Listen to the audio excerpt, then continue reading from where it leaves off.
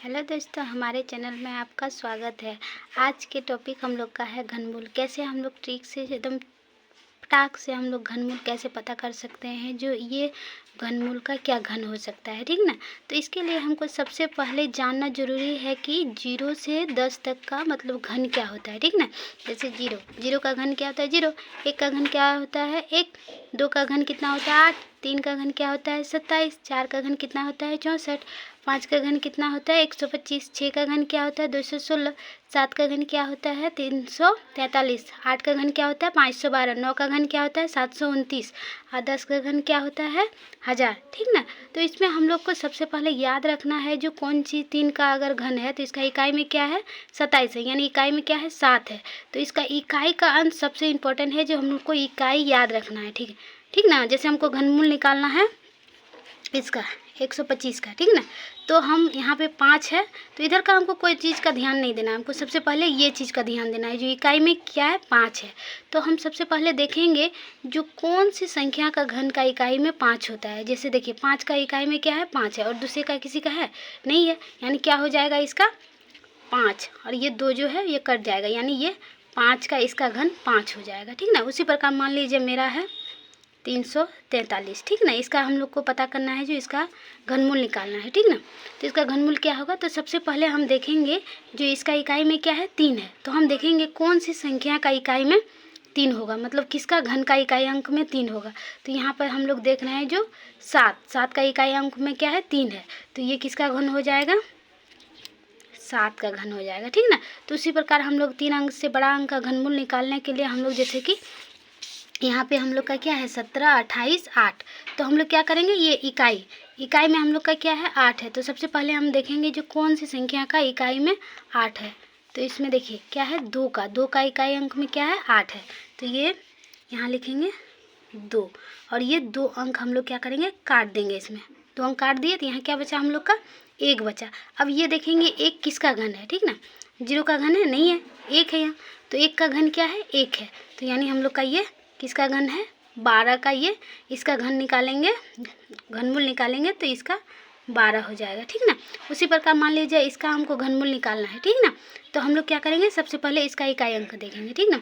इसका इकाई अंक में क्या है 3 है, तो हम लोग सबसे पहले देखेंगे जो इसमें किसका इकाई अंक में 3 है, तो किसका है 7 का है, तो हम यहाँ लिख देंगे 7 और ये 2 अंक जो है इसको हम काट देंगे, 91 को काट दिए, तो यहाँ पे हम लोग का क्या बचा 4 बचा, ठीक ना।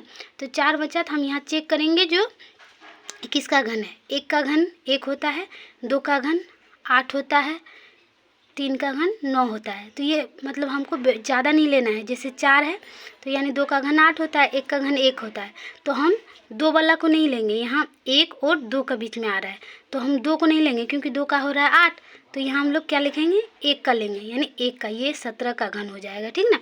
उसी प्रकार इसमें क्या है इकाई में 2 है, तो हम देखेंगे जो कौन सी संख्या का घन जो होता है इकाई में 2 होता है, किसका होता है 8 का होता है, ठीक ना। तो हम सबसे पहले यहाँ क्या लिखेंगे 8, ठीक, फिर ये 2 अंक क्या करेंगे काट देंगे, ठीक।